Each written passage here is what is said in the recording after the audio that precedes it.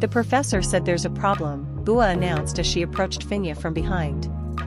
She also mentioned that if there was any urgency or if we couldn't reach her, I should act as I thought best. This made Finja turn away from the aviation officers recovering the wreckage of the fuselage, split into two and scattered about 15 meters apart. Great, then do what you think best, Finja nodded. I've spoken to the director of the center in charge.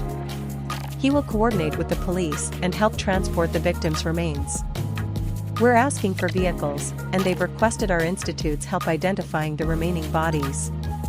No problem. I'll prepare the place in advance. So, we're set, Finja stated firmly. What did you find out about the Book of the Dead we discovered? Busia asked. Have you deciphered it yet? Well. Finja paused, thinking.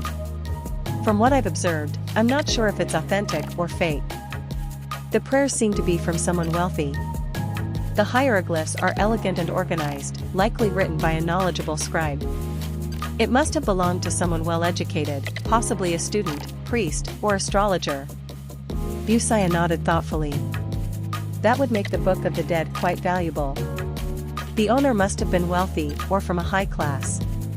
The doctor frowned before continuing. To be sure, we need to examine the paper's fibers and ink to determine its period. I took photos and sent them to a friend, but I'm not sure when I'll hear back. This is getting weirder, Busia commented, her eyes moving thoughtfully. Mummies and the Book of the Dead shouldn't be here. I've heard these things are cursed. I prefer not to comment on curses, Finja replied neutrally. If they existed, they probably lost strength over time. Looters have dug up tombs without worry. Greed conquers everything, Busia agreed. Finja raised a question that made Bua raise her eyebrows. We have a mummy and the Book of the Dead, but something's missing. What? Bua asked, pausing to think. The resin used to embalm the body, the final step. Clever, Finja commented, making Bua smile.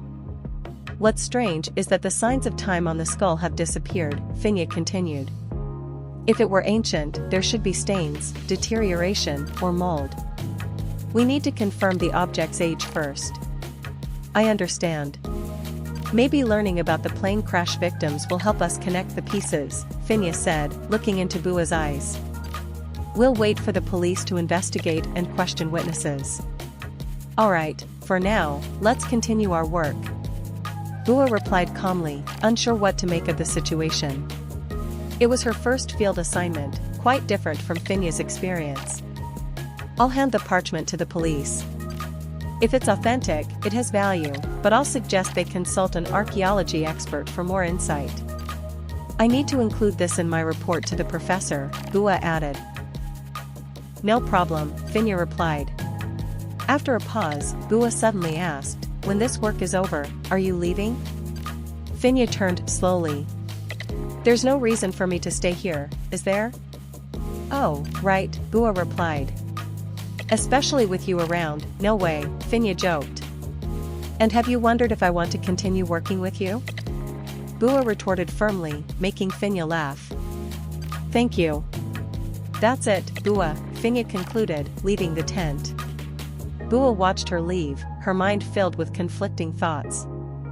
After the incident, it took 5 days to recover the victims' bodies without further issues. During this time, Finja and Bua spoke only as needed, but the tension between them eased as they focused on their work, leaving less time to dwell on the past.